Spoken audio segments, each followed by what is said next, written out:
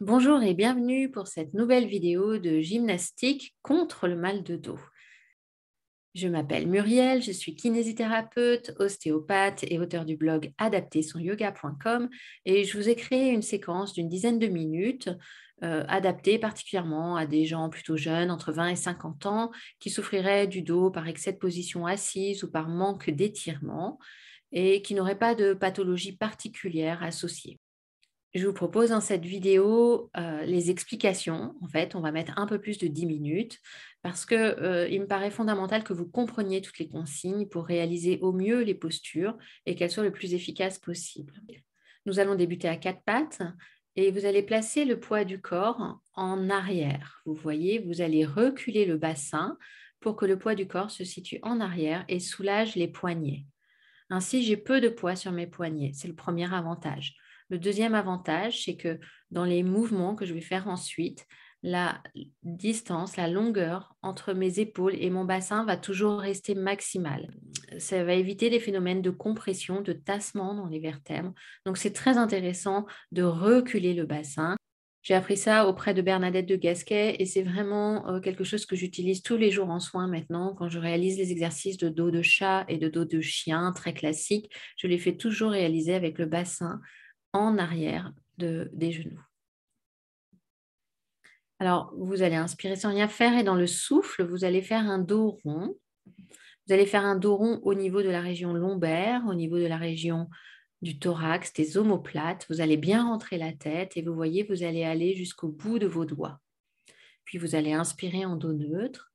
Et dans le souffle, vous allez serrer le périnée, le nombril et enrouler toute votre colonne vertébrale jusqu'à la tête. Inspire dos neutre et souffle dans le dos rond.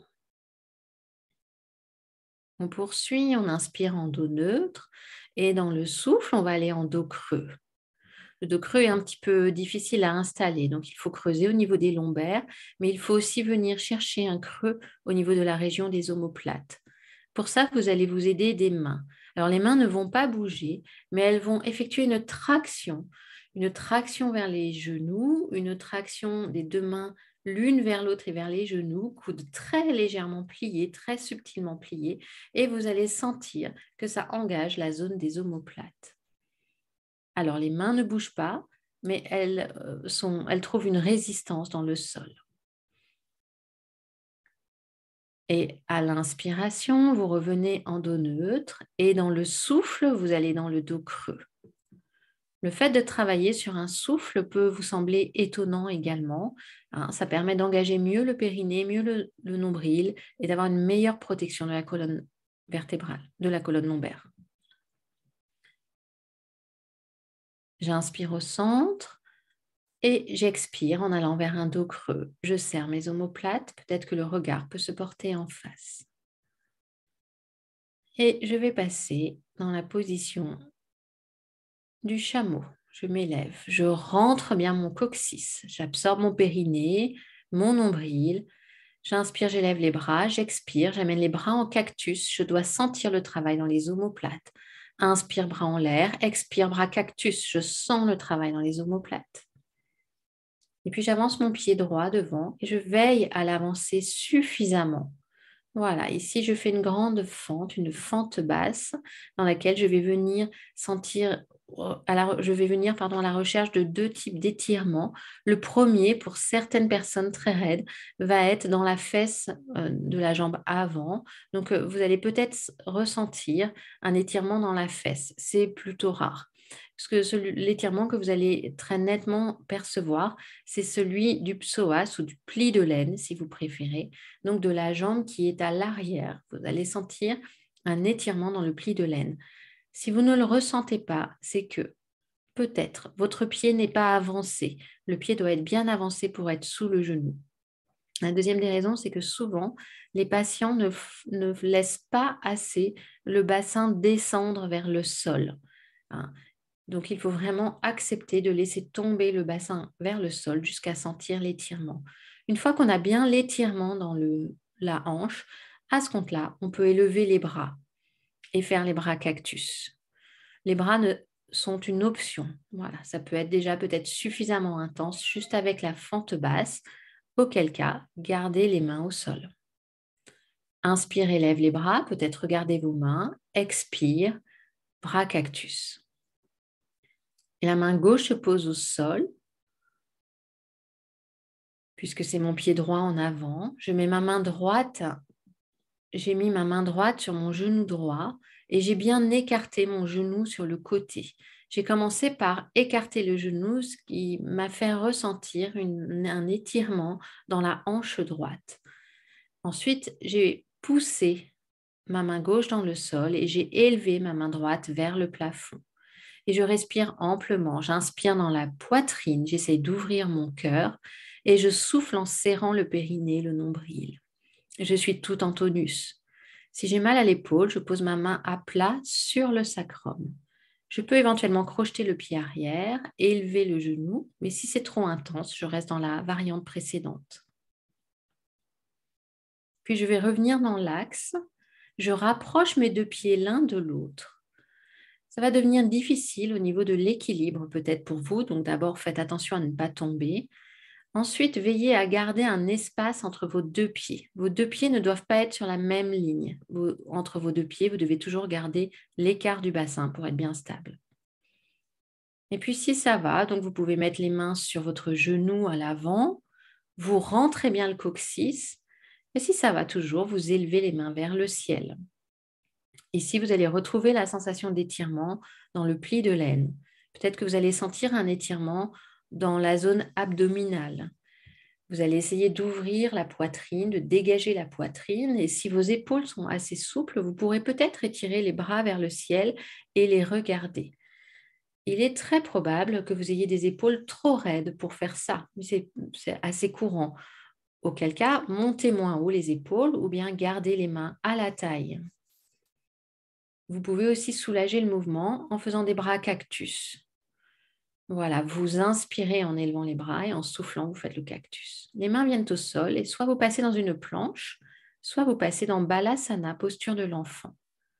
Et on va étirer le thorax. Vous notez comme j'ai avancé, j'ai fait glisser mes mains vers l'avant de mon tapis pour mettre en tension mes côtes. Je garde cette sensation de traction dans mes mains et je vais l'augmenter du côté droit. Je tire un peu plus ma main droite sans relâcher la main gauche. Puis je tire la main gauche sans relâcher la main droite. Et je sens que ça ouvre mes aisselles, ça ouvre mes côtes. Et puis je mets mes deux mains à gauche et je mets ma main droite sur la main gauche. Je tire toujours vers l'avant de mon tapis pour avoir cette belle décompression. Et je vais de l'autre côté, je mets mes deux mains en dehors de mon tapis à droite et je mets ma main gauche sur ma main droite. Je respire par mon poumon gauche. C'est évidemment une vue de l'esprit, mais j'essaie d'envoyer l'air dans les côtes à gauche pour assouplir le haut du dos. Je garde bien la traction vers l'avant.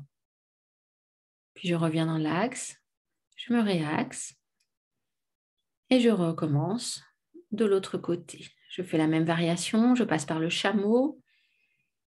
Et je vais essayer d'aller un petit peu plus loin. Je vais crocheter mes pieds. Je vais bien engager mes cuisses, mon périnée, mes fessiers, mon abdomen, mes abdominaux. Et je vais aller chercher un peu de mobilité en extension dans mon rachis. Pour ce faire, je ne vais pas essayer d'aller vers l'arrière, ce qui comprimerait mes vertèbres lombaires. Je vais essayer d'aller vers le haut et vers l'arrière. Je vais essayer de grandir en diagonale vers le plafond. Alors souvent, l'erreur classique, comme c'est difficile pour le dos et qu'on a peu de mobilité en extension, c'est de tout faire dans les cervicales. En gros, les patients envoient que la tête en arrière et ne travaillent pas dans le dos. Donc, je dirais que la tête, c'est la cerise sur le gâteau. Une fois que vous avez réussi à mettre de l'extension en lombaire, de l'extension en dorsale, ensuite, vous pouvez explorer l'extension en cervicale, mais ne commencez pas par là. Ne forcez pas, évidemment, dans ces mouvements qui sont très inhabituels. Votre proprioception, votre schéma moteur doit s'habituer. Puis on repart vers la fente basse avec la jambe gauche. Elle s'avance loin devant pour que le pied soit sous le genou. On explore l'élévation des bras, peut-être qu'on les regarde, peut-être que c'est trop engageant pour les cervicales et qu'on regarde en face. Et on reconnecte à sa respiration. Inspire dans la poitrine et souffle en serrant le périnée et le nombril. On recherche un étirement du pli de laine. On pose la main droite au sol et la main gauche sur le genou gauche qu'on vient écarter sur le côté. On ressent le travail dans la hanche. On pousse avec la main droite dans le sol. Petit à petit, on tourne le buste, on tourne la tête, on élève le bras vers le plafond. Si bien qu'on a le bras gauche qui pousse dans le sol et le bras droit, l'inverse, le bras droit qui pousse dans le sol et le bras gauche qui essaye de toucher le plafond. On fait une grande ligne de force entre les deux bras. Éventuellement, on crochette le pied, on décolle le genou à l'arrière si c'est dans vos cordes, si c'est abordable. Sinon, on reste genou au sol. On rapproche les deux pieds, on revient dans l'axe et on part pour une fente haute. On inspire, on élève les bras. Et on peut respirer là. À chaque inspiration, j'essaie d'ouvrir mon cœur, d'ouvrir ma poitrine. Et à chaque souffle, je serre mon périnée, je serre mon nombril. Je peux faire des bras cactus si c'est plus simple pour moi. Main au sol, planche si je le souhaite, et chien la tête en bas. Alors attention, là il y a beaucoup de problèmes de positionnement dans le chien la tête en bas. Notez, vous le commencez jambes pliées sur les pointes de pied, impérativement. Parce que la priorité, c'est de placer le dos, le rachis dans cet exercice du chien la tête en bas. Donc pour ça, il faut que le rachis soit droit. Et 99% des gens qui commencent le chien la tête en bas, qui n'en ont jamais fait dans leur vie, le font beaucoup trop rond, avec le poids du corps beaucoup trop vers l'avant. Donc il faut commencer par reculer les fesses, de sorte à ce que vous voyez les bras soient le long des oreilles. Donc pour ça, vous devez reculer votre bassin pour avoir les bras le long des oreilles. Ensuite, vous poussez fort dans les mains pour que ça grandisse votre rachis. Et pour avoir ce placement dos droit au niveau des lombaires, vous devez donner la consigne de cambrer. Si vous ne donnez pas la consigne de cambrer, vous serez dos rond.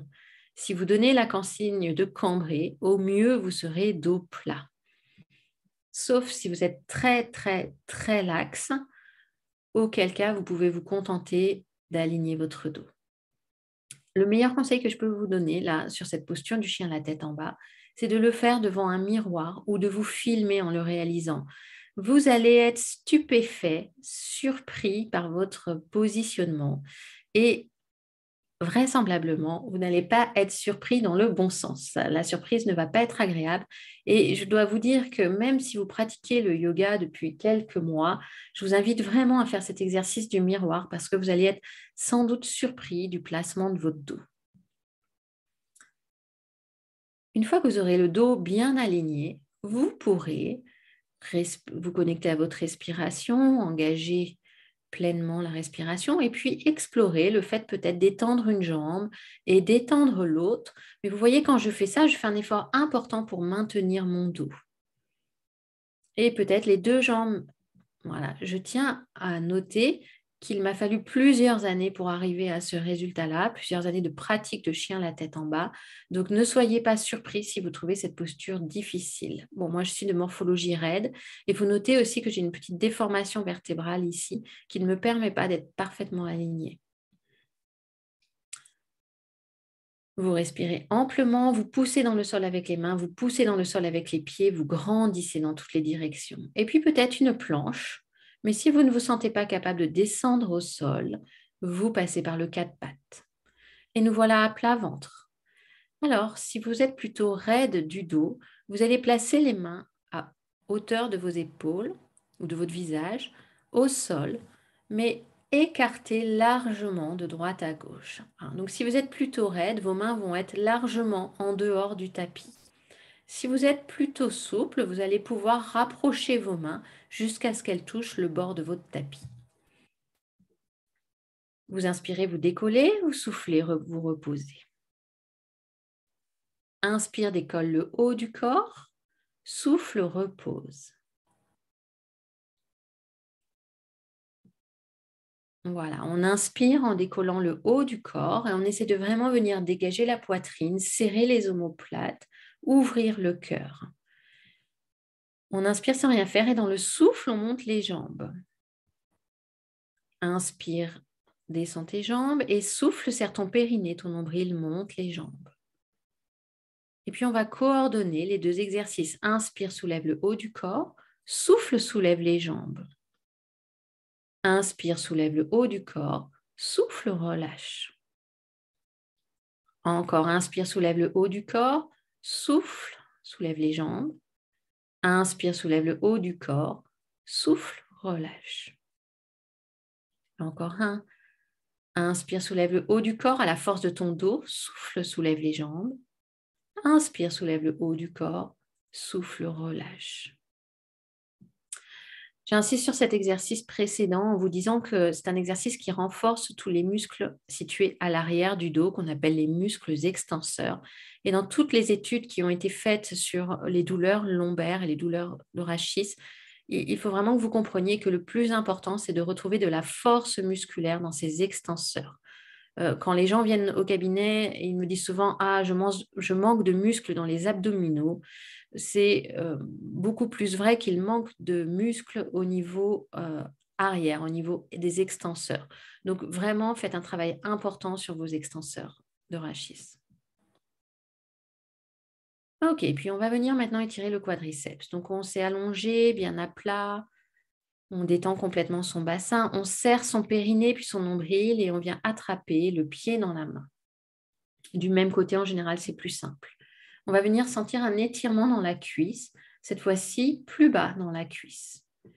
Ce qu'il faut veiller ici, c'est à ne pas cambrer. Donc, il va falloir faire un effort pour rentrer le coccyx, en d'autres termes, pour rétroverser. Et peut-être, vous pouvez même imaginer que vous laissez un petit passage pour des fourmis sous le nombril. Vous essayez de bien dégager l'épaule et vous voyez, vous amenez le talon vers la fesse si vous pouvez. Le coude pointe vers le plafond. Si vous pouvez, vous attraper à deux mains et les coudes pointent vers le plafond, ce qui permet de serrer les omoplates. Je décolle un petit peu ma tête. Elle est alignée, elle regarde au sol.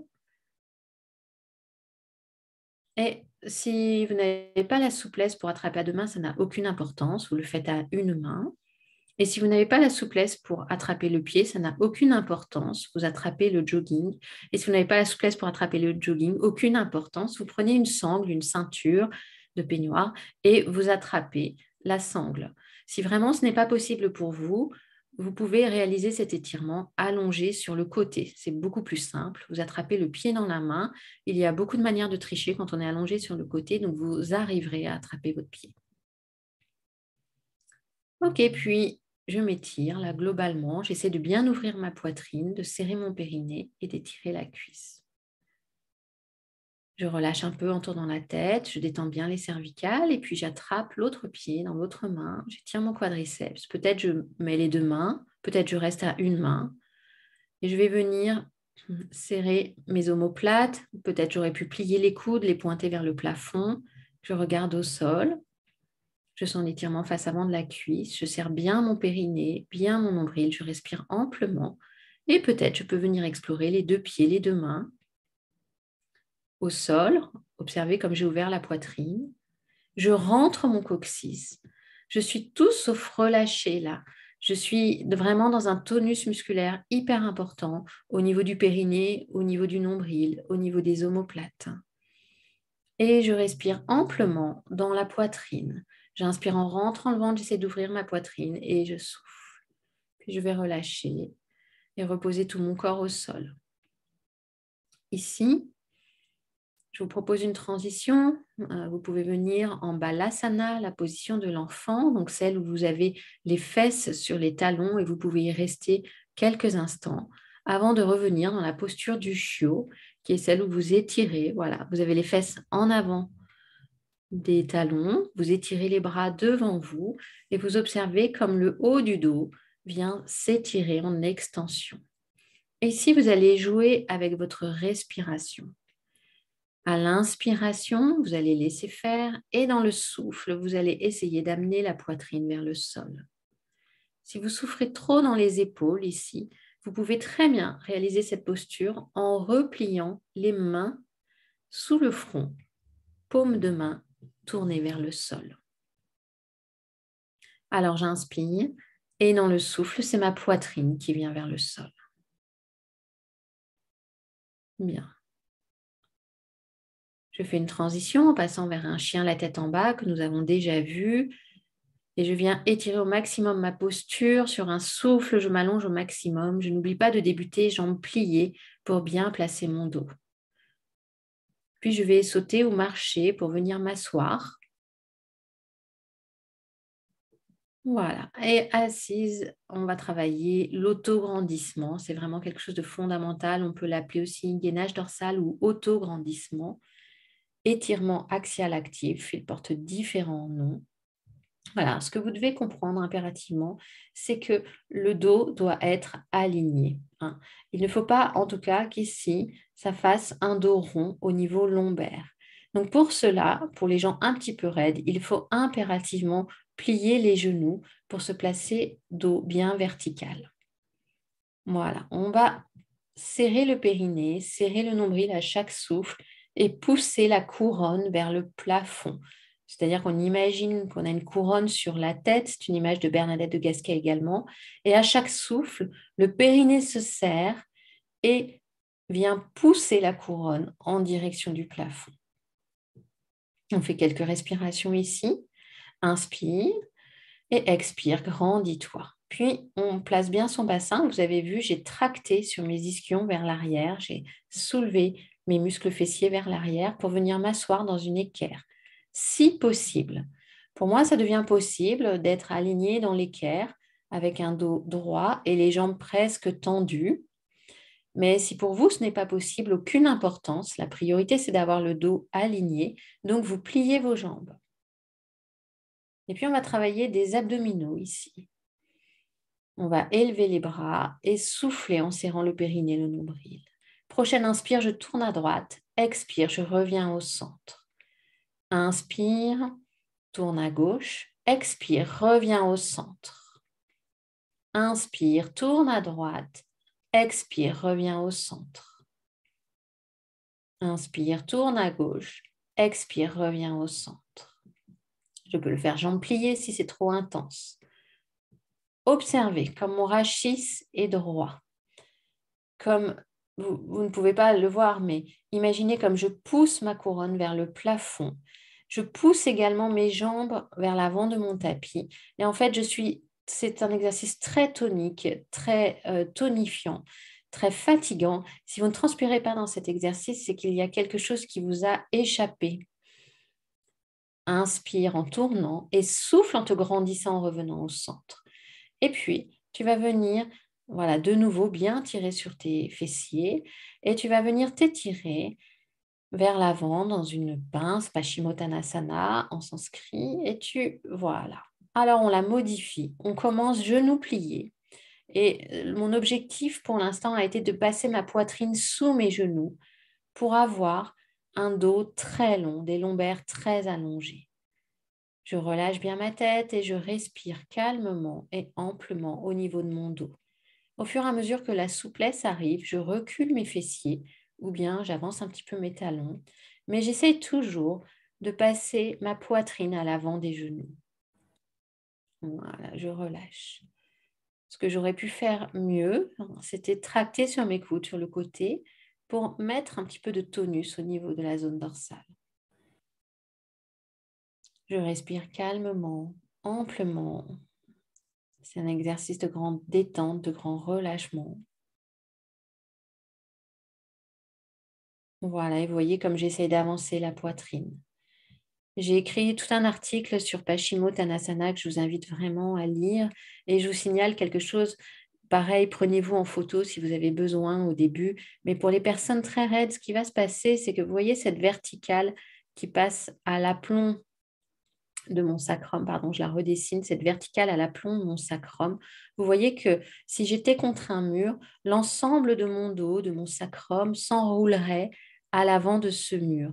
Et pour la plupart des débutants, c'est l'inverse qui se produit. Le bassin commence à aller vers l'arrière et puis revient vers l'avant. C'est une rétroversion de bassin. C'est absolument pas intéressant.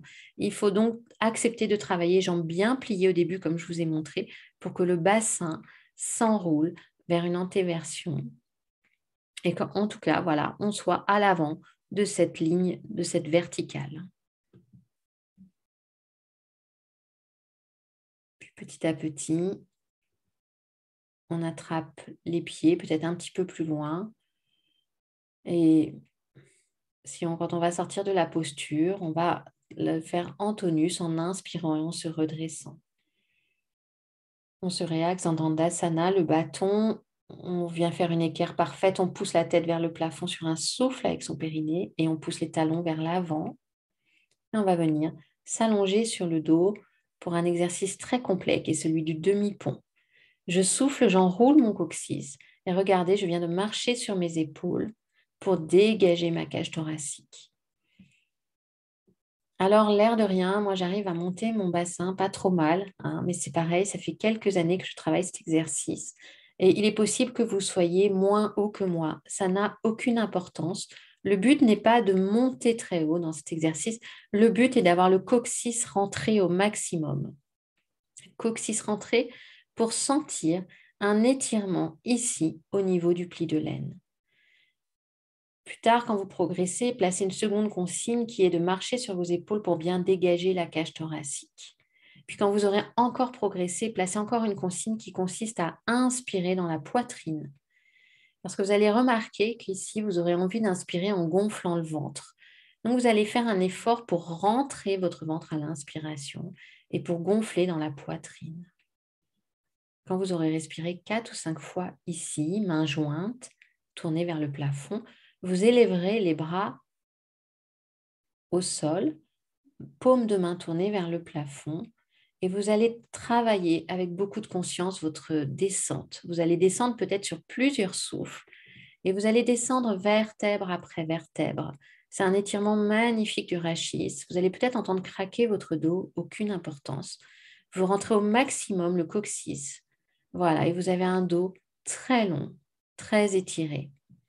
Prenez quelque temps ici, allongé, pour observer cette longueur dans le dos, c'est-à-dire observer comme l'arrière du crâne est posé loin de l'arrière de votre bassin. Vous avez très rarement l'occasion dans la vie de tous les jours d'avoir autant de distance entre l'arrière de votre crâne et l'arrière de votre bassin. Prenez quelques instants pour observer et puis descendez les bras et offrez-vous quelques minutes de relaxation si vous le pouvez. L'installation dans la position de relaxation consiste à détendre au maximum le bassin. Vous verrez que vous êtes détendu quand vos pieds tomberont vers l'extérieur. Pour cet exercice, nous avons déjà placé correctement le bassin. Donc, on a effacé un peu le creux lombaire. Nous avons également déjà placé correctement les épaules en marchant un petit peu sur les épaules. En position de relaxation, il est préférable d'avoir les paumes de main tournées vers le ciel puisque ça ouvre le cœur. Mais pour beaucoup de personnes, c'est déjà trop de tonus. Donc, elles sont dans l'incapacité de se relâcher pleinement si les paumes de main sont vers le haut. Donc, vous pouvez à ce compte-là tout à fait les retourner vers le sol ou bien les poser sur le ventre. Enfin, il faut que le menton soit rentré et que le creux sous les cervicales soit un petit peu effacé. Et là, c'est pareil, il est très fréquent qu'il faille mettre une petite cale, un petit coussin ou bien replier en deux son tapis sous la tête pour que les cervicales puissent être parfaitement détendues. Et là, vous n'avez rien à faire qu'à écouter votre respiration. N'essayez pas de la diriger. Écoutez-la revenir au calme. Quand vous aurez terminé et que vous souhaiterez vous relever, ne venez pas vous asseoir directement. Pliez les jambes, roulez sur un côté et venez ensuite vous asseoir. Voilà, je vous remercie de m'avoir écouté. J'espère que cette séance vous a plu. Je pense que vous pouvez la pratiquer plusieurs fois avant d'assimiler tous les conseils que je vous donne. N'hésitez pas à la partager, cette séquence, si elle vous a plu, si vous pensez qu'elle peut aider un de vos proches. C'était Muriel du blog adaptersonyoga.com. N'hésitez pas à aller y faire un tour, je vous donne plein d'autres conseils de placement. Je vous souhaite une bonne pratique.